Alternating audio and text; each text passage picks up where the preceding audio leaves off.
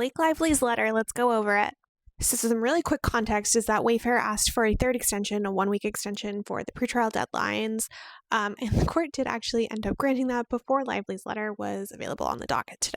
In Wayfair's letter, they kind of complained, and probably rightfully so, that Lively dumped 1,000 exhibits and 40 witnesses on them late at night Friday.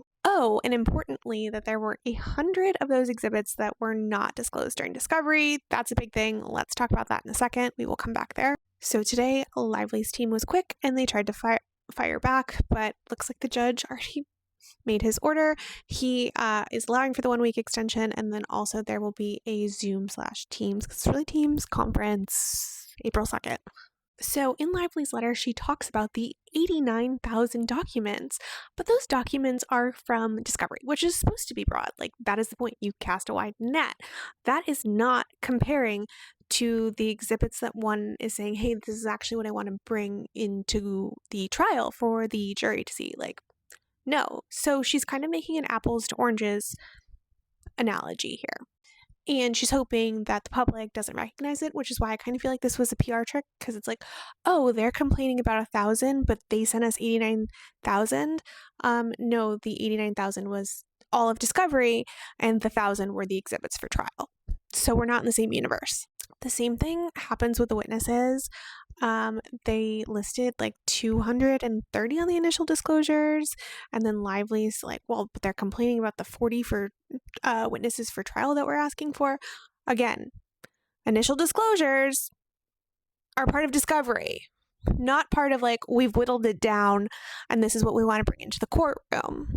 So again, she's expecting the public to not understand the difference. So she's not actually arguing on those points.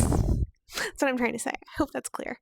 There was an interesting footnote that you might be like, oh, this looks like a smoking gun. I'm going to say no. She makes a footnote that says like, well, the Wayfair team was the one that said we were going to number this 1 to 1,000. And it's like, yeah, that's just a numbering system. That doesn't mean that there's going to be 1,000 exhibits.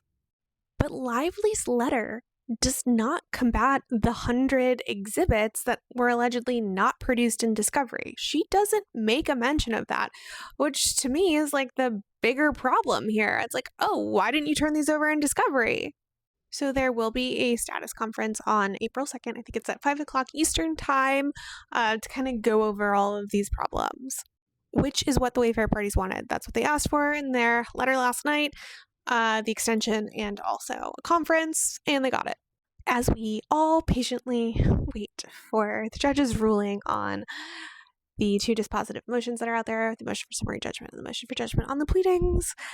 Obviously, I think the judge is just trying to buy himself a little bit more time on finalizing his rulings there.